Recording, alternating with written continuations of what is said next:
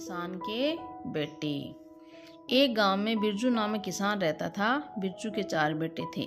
बिरजू बहुत मेहनती और दूरदर्शी स्वभाव का था, जबकि उसके बेटे निकम्मे, कामचोर और आलसी स्वभाव के थे। बिरजू किसान बूढ़ा होता चला गया और उसके बेटे जवान हो गए। बिरजू के बेटे अभी भी उसी पर निर्भर थे। बिरजू को पता था कि वह बहुत जल्दी मर जाएगा, अतः बिरजू चिंतित रहने लगा कि मेरे मरने के बाद मेरे इन कामचोर बेटों का क्या होगा।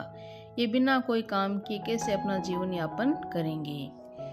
बेटों को सही मार्ग पर लाने के लिए बिरजू किसान ने उन्हें अपने पास बुलाया और कहा, मैंने आपने कमाए पैसे से जो कुछ भी खरीदा है, सोना चांदी आदि सब अपने खेतों में गाड़ दिया।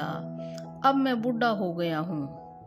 शायद इसी कारण से मुझे यह याद नहीं रहा कि धन किस जगह गड़ा है।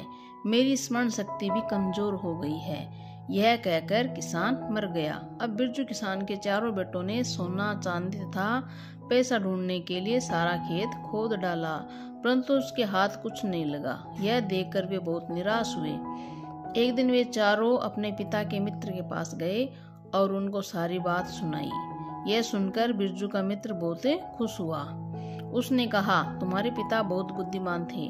अनाज ही तो असली सोना है। तुमने खेत तो खोद डाला, अब उसमें बीज बोकर अच्छी फसल उगाओ और उस फसल को बाजार में बेच दो। इससे तुम्हें काफी मुनाफा होगा।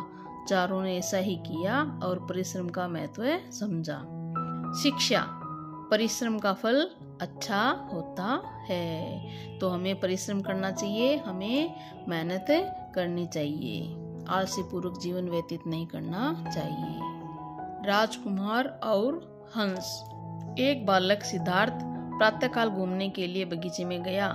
बगीचे में बहुत से पक्षी उछल कूद कर रहे थे। कुछ समय पश्चात उसका भाई देवदत्त भी शिकार के लिए बगीचे में गया। देवदत्त के बाण से आकाश में एक हंस घायल हो गया। घायल हंस भूमि पर गिर गया। सिद्धार्थ को उस घायल हंस पर दया आई और वह उसे कुटिया में ले गया। वहां उसका उपचार किया। देवदत्त अपने बाण से घायल हंस को लेने के लिए वहां आ गया और बोला, यह हंस मुझे दे दो, इसे मैंने तीर से मारा है।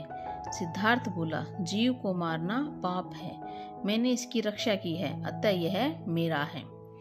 न्याय के लिए दोनों राजा के पास पहुंचे। सिद्धार्थ ने हंस को गोदी में ले रखा था। राजा ने दोनों की सारी बात सुनी और फैसला करने में देर न लगी।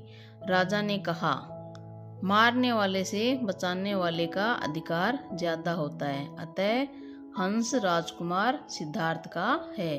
शिक्षा, जीवों पर सदैव दया भाव रखनी चाहिए।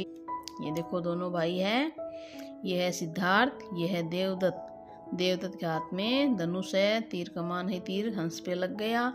और ये सिद्धार्थ है, राजकुमार सिद्धार्थ, इसने हंस को बचाया, इसको दया आई। तो जीवों पर हमेशा दया भाव रखनी चाहिए। मारने वाले से ज्यादा जो बचाने वाला होता है वह ज्यादा बड़ा होता है।